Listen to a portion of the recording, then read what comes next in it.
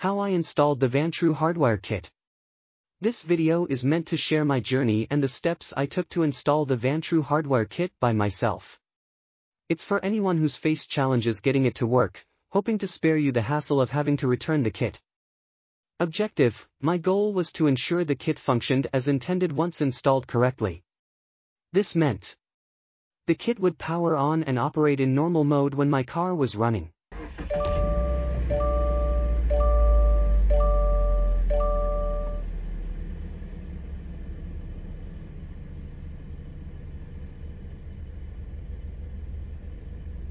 It would automatically switch to parking mode when the car was off or in parking, using ACC mode. I noticed a trend on Amazon of people returning this kit, which made me curious. My own installation experience revealed why. The instructions that came with the kit seemed to omit some crucial details for a successful install. I've decided to break down the process in a way that's simple and share insights on why certain steps are taken, alongside the results of a proper installation.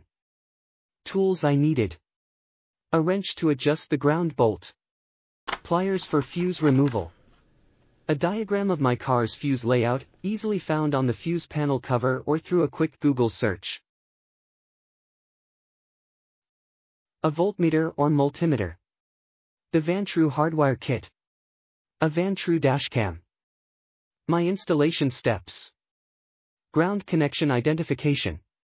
I looked for a screw connected to my car's metal body, close to the fuse box, where I could attach the ground wire. After loosening the screw, I secured the ground wire and carefully routed the cables from behind the fuse panel. Hot circuit identification. This needed to be a circuit that remained powered even when the ignition was off. I checked devices like the sunroof, power seats, or the radio that worked with the ignition off and located their fuses.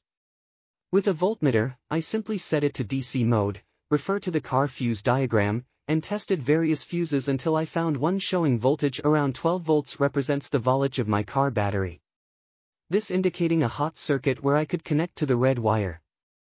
Note: to check the voltage, I touch one end of the voltmeter probe to the ground bolt, and touch the other probe to the open tip of the fuse where a small metal surface expose. I did worry about polarity. It will either show plus 12 volts or minus 12 volts if polarity is reverse. Either way, it represents a hot circuit. Using a plier, I removed the appropriate fuse from the panel and placed it into the free slot of the Add a Circuit fuse holder, along with the provided 5-amp fuse to complete the circuit. Next, attaching the complete Add a Circuit fuse holder to the fuse panel. Note: fuse has no polarity and this is a wire tapping device. I do not have to concern which way in go into. I will connect the other end of this Add a Circuit fuse holder to the red wire. ACC fuse or circuit identification. Consulting my car's fuse diagram, I located the ACC fuse to replace it with the Add a Circuit fuse holder.